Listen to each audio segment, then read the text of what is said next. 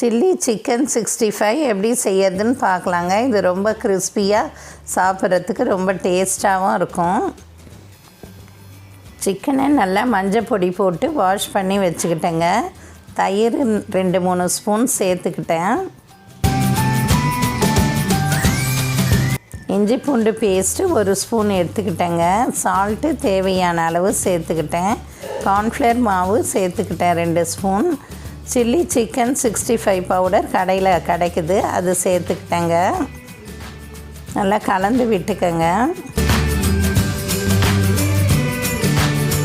நல்லா ஃபுல்லாக கோட்டிங் ஆகிற மாதிரி கலந்து விட்டுக்கோங்க. Kashmir chilli 1/2 spoon சேர்த்துக்கிட்டேங்க.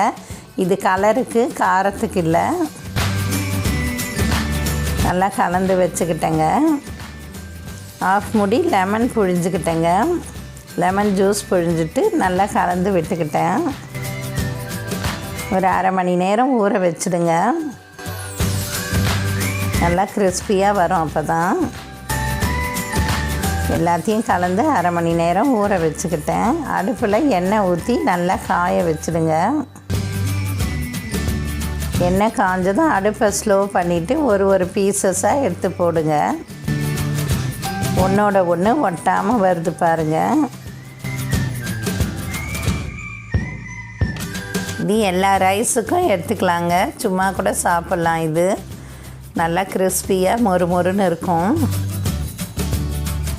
நல்லா வேகுது பாருங்கள். ஒன்றோட ஒன்று ஒட்டாமல் வரணும். அடுப்பை ஸ்லோ பண்ணுறதால உள்ளெல்லாம் நல்லா வேகும். பார்க்கவே ரொம்ப சூப்பராக இருக்குது பாருங்கள். நல்லா வெந்ததும் எடுத்துடுங்க எண்ணெயை விட்டு.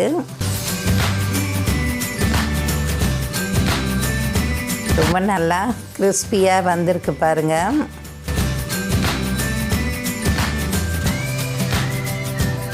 சில்லி சிக்கன் 65 நீங்களும் செஞ்சு பாருங்கள். ரொம்ப டேஸ்ட்டாக இருக்கும். எல்லாருக்குமே இது பிடிக்கும். இந்த வீடியோ உங்களுக்கு பிடிச்சிருந்தால் லைக் பண்ணுங்கள், ஷேர் பண்ணுங்கள். தேங்க்யூ.